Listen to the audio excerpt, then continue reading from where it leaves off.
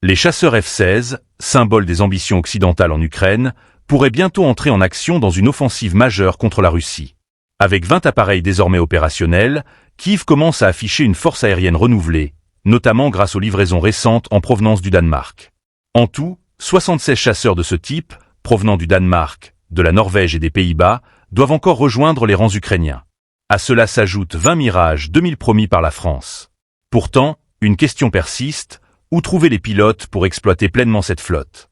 Abonnez-vous et partagez cette analyse pour rester informé sur ce tournant stratégique. Bien que Kiev dispose théoriquement de suffisamment d'avions pour défier la Russie, ces appareils sont jusqu'ici cantonnés à des missions de défense aérienne. Officiellement, ils auraient intercepté des missiles de croisière russes. Une affirmation difficile à vérifier de manière indépendante. Pourtant, leur utilisation à pleine capacité reste en attente, tout comme leur véritable impact sur le champ de bataille. Ces chasseurs F-16 représentent un saut technologique pour l'aviation ukrainienne. Leur polyvalence et leur système de pointe en font une arme redoutable, surtout dans des missions d'attaque au sol ou de supériorité aérienne. Mais ces avantages stratégiques demeurent pour l'instant sous-exploités. Plusieurs experts militaires estiment que ces avions servent davantage à envoyer un signal politique à Moscou et à galvaniser les alliés occidentaux, plutôt qu'à changer immédiatement le cours des combats. Derrière ces livraisons se cache un défi logistique de taille, l'entraînement des pilotes ukrainiens. Maîtriser ces technologies avancées prend plusieurs mois, voire des années, pour atteindre une efficacité maximale.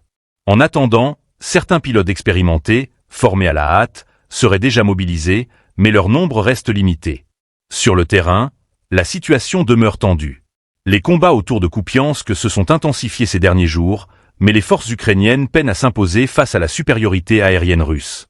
Une offensive coordonnée avec les F-16 pourrait redistribuer les cartes, mais au prix de lourds risques. Une perte significative de ces appareils hautement médiatisés entacherait les efforts de Kiev et affaiblirait la confiance des alliés.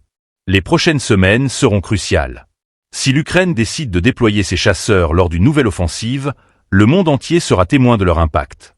Mais cette étape marque-t-elle une évolution décisive du conflit ou un simple coup de communication militaire? Le débat reste ouvert.